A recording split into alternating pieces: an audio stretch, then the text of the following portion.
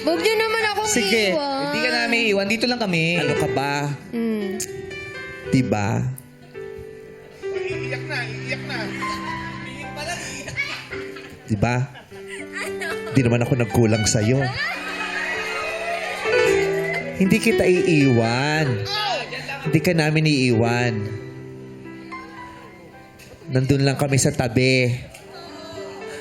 At habang nandun kami sa tabi, gusto naming maramdaman na kahit mag-isa ka, sapat ka at kaya mo.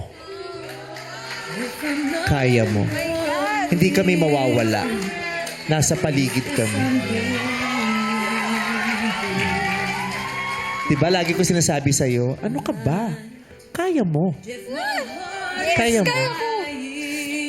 Kaya Daniel and Janelle, pag-usapan natin, sino ba ang nagdesisyong tigilan na yung relasyon nyo? Pero ba't ikaw umiiyak? Story nila pinag-uusapan natin. Pero hindi, may question lang ako na... Sige, lahat ng gusto mo itanong mo sa Pagkakataon mo. Pagkakataon. Kasi- Ang dami mong oras, oh. Kasi 8 years kayo.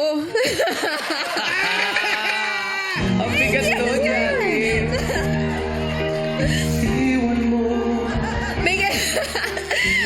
may, may ginawa siya, nasaktan ka. May ginawa ka, nasaktan siya. Sa 8 years na yon, hindi ba kayo parang may nangyari nang ang mali, nalagpasan nyo, binalikan nyo pa yung mali na yon? Hindi ba parang sa 8 years, dapat yung growth ng relasyon nyo, nag-iiba na? Pero ba't binabalikan nyo yung butas na nadapa na nga kayo doon, bumalik pa kayo doon? Siguro po yun yung po talaga yung... Siguro po yun po talaga yung naging problem po namin sa isa't isa po. Naging cycle na lang po, walang improvement. Kung meron man maliit man po, pero nangyayari pa rin po. Ganun po yung naging problem. That's why we decided or we came up na with the idea po na maghiwalay na lang po. And we became friends na rin po. Ganun po. And at that time po kasi sobrang bata pa po namin nagkakilala. Oh, bata pa sila. Kayong tandaan nyo na nun.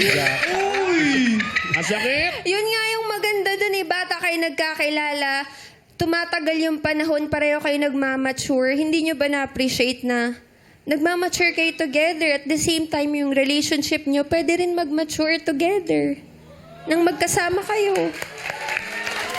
Yun po yung mga realizations po nung wala na po kami. Yun po. Pero nung time na nasa relationship po kami, yun po. Parang nag-grow po kami na separate way, pero together po, parang hindi po.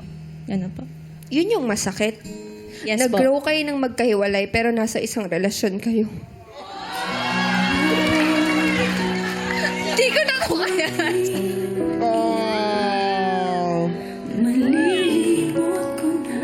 Pasensya na kayo, ah. Kasi kayo naka 8 years, 7 lang sila. Ano sinabi? Sinabi mo pala magkalapit ka. Ano sinabi? Unti-unti napapawasan damdamin kong iyong nasaktan. How does it feel? Di ba masakit?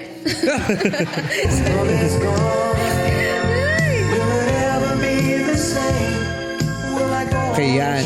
Oo. Actually, therapy yan eh. Yung hindi mo namamalayan therapy. Yes. Lumalabas ang luha mo.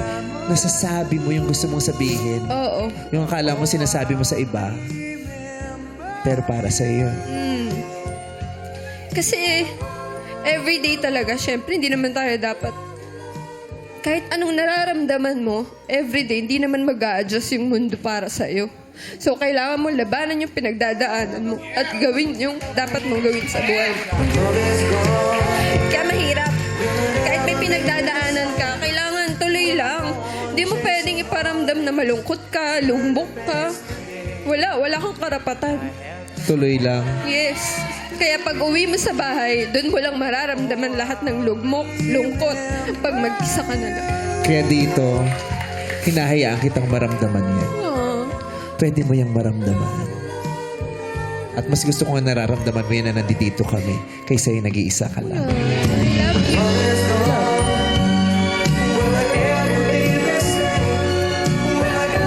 Sabi mo nga, di ba, tuloy lang? Yes. Tuloy mo lang. Tara na! interview. Samahan